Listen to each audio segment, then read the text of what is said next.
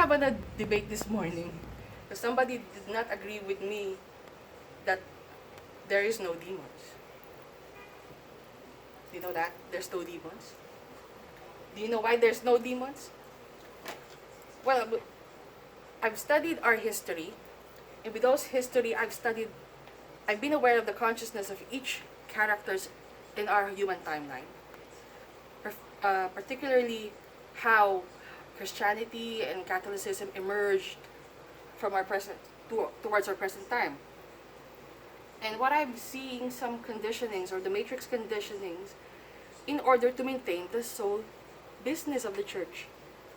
And what I'm seeing is they created this faction of religion, created about the demons in order to control mankind or to instill fear that, oh, there's demons. You have to pray, you have to go to church every time so you will get away with the demons. Oh, you have demons, you have to raise your tithings, blah blah blah, so you don't have demons, you are not cursed, blah blah blah.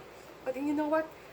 According to the Bible, the demons are all in our minds. If we can control our mind, if we can clear our mind or be grounded in our own mind, there is no demons. If we can be grounded in our own heart, there is no demons. Look at the Philippians 4:7. It says there, the grace of God come to our hearts and our mind through Jesus Christ. So Jesus Christ is a symbol of an intuitive and a logical man, using his heart and his mind. So that's the message of the Bible. And these factions of religion would think that I am, oh, Dion is like this, like that.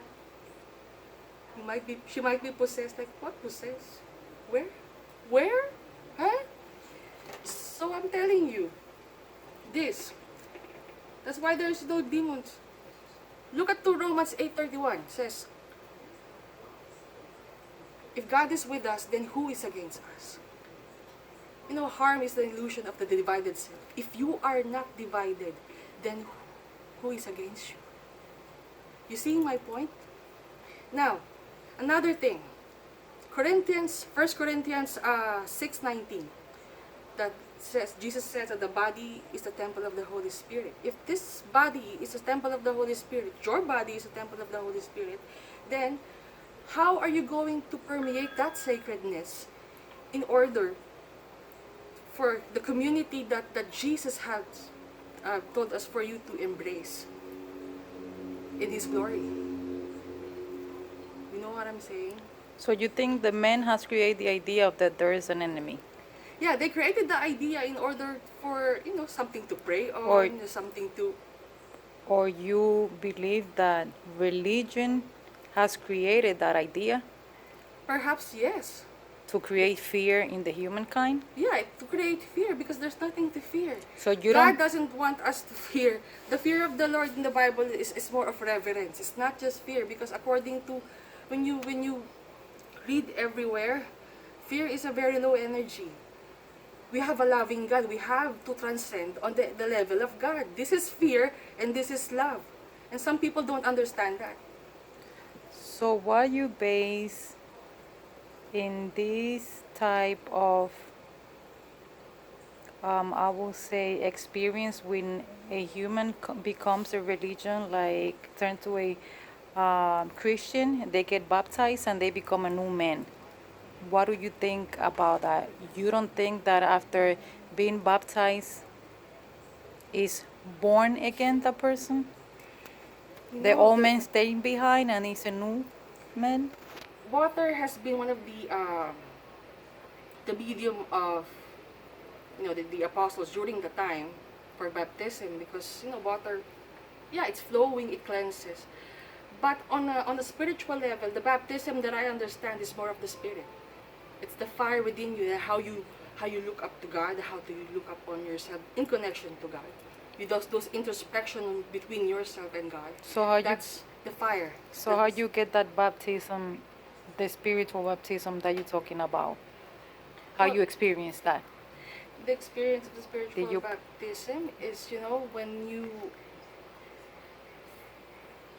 have this introspection of the heart and then the mind simultaneously. Because it says, I forgot the verse, I think in Matthew, that says when the heart has questions, but the wisdom of the heart is, it's very expansive. what unites us human beings. Of love, not the love that has many attachments, of guilt, of unnecessary pleasure, but the a genuine love, the agape, that it says in the Bible, right? Those love that doesn't question, and the love that you see beyond all faults, beyond all confusions. That's the kind of love that I'm trying to um, to give example with. So what you trying to get? What message you trying to give to all those people who does believe in God and who does believe that there is a God and there is a enemy or there is a devil? What would you say to them?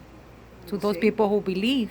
Well, people have different spiritual journeys, and I'm allowing them to their spiritual journeys. So whoever is going to catch up with my level of spirituality, go on. If you don't, it's okay. But I'm just spreading the light that there is no demon, that we can do questionings in order to access our spirituality.